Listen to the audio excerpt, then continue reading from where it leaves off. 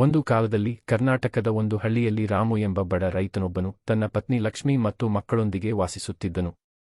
ಅವನಿಗೆ ಸ್ವಲ್ಪ ಜಮೀನು ಮಾತ್ರವಿತ್ತು, ಅದರಲ್ಲಿ ಬೆಳೆ ಬೆಳೆಸಿ ತನ್ನ ಕುಟುಂಬವನ್ನು ಪೋಷಿಸುತ್ತಿದ್ದನು. ಆದರೆ ವರ್ಷಕ್ಕೆ ಮಳೆಯ ಕೊರತೆ, ಬೆಳೆ ನಾಶ, ಬೆಲೆ ಇಳಿಕೆ ಇತ್ಯಾದಿ ಕಾರಣಗಳಿಂದ ಅವನು ಆರ್ಥಿಕ ಸಂಕಷ್ಟಕ್ಕೆ ಸಿಲುಕಿದನು.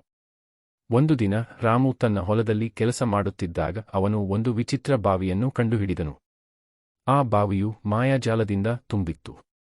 ಅವನು ಬಾವಿಗೆ ತನ್ನ ಹಳೆಯ ಪ್ಲಾಸ್ಟಿಕ್ ಬಾಟಲಿಯನ್ನು ಎಸೆದಾಗ ಅದರಿಂದ 2 ಹೊಸ ಬಾಟಲಿಗಳು ಹೊರಬಂದವು. ಅವನಿಗೆ ಆಶ್ಚರ್ಯವಾಯಿತು. ಅವನು ಮತ್ತಷ್ಟು ವಸ್ತುಗಳನ್ನು ಬಾವಿಗೆ ಎಸೆದು ಪರೀಕ್ಷಿಸಿದನು. ಪ್ರತಿಯೊಂದು ವಸ್ತುವಿಗೂ 2 ಪಟ್ಟು ಹೆಚ್ಚು ವಸ್ತುಗಳು ಹೊರಬರುತ್ತಿದ್ದವು. ರಾಮು ಈ ಮಾಯಾಜಾಲದ ಬಾವಿಯಿಂದ ಲಾಭ ಪಡೆಯಲು ಆರಂಭಿಸಿದನು. ಅವನು ತನ್ನ ಹಳೆಯ ವಸ್ತುಗಳನ್ನು ಬಾವಿಗೆ ಎಸೆದು ಹೊಸ ವಸ್ತುಗಳನ್ನು ಪಡೆಯುತ್ತಿದ್ದನು. ಅವನ ಜೀವನದಲ್ಲಿ ಸುಧಾರಣೆ ಕಂಡುಬಂದಿತು. ಆದರೆ ಅವನು ತನ್ನ ಸ್ವಾರ್ಥದಿಂದಾಗಿ ಬಾವಿಯನ್ನು ದುರ್ಬಳಕೆ ಮಾಡಲಾರಂಭಿಸಿದನು. ಅವನು ತನ್ನ ನೆರೆಹೊರೆಯವರಿಂದ ವಸ್ತುಗಳನ್ನು ಕಳ್ಳತನ ಮಾಡಿ ಬಾವಿಗೆ ಎಸೆದು ಹೆಚ್ಚು ಲಾಭ ಪಡೆಯಲು ಯತ್ನಿಸಿದನು. ಒಂದು ದಿನ ಬಾವಿಯ ಮಾಯಾಜಾಲವು ನಿಲ್ಲಿಸಿತು. ಬಾವಿಯಿಂದ ಏನೂ ಹೊರಬರಲಿಲ್ಲ. ರಾಮು ತನ್ನ ತಪ್ಪುಗಳನ್ನು ಅರಿತು ಪಶ್ಚಾತ್ತಾಪಪಟ್ಟು ತನ್ನ ನೆರೆಹೊರೆಯವರನ್ನು ಕ್ಷಮೆ ಕೇಳಿದನು. ಅವನು ಮತ್ತೆ ಸತ್ಯ ಮತ್ತು ನೈತಿಕತೆಯ ಮಾರ್ಗವನ್ನು ಅನುಸರಿಸಲು ತೀರ್ಮಾನಿಸಿದನು.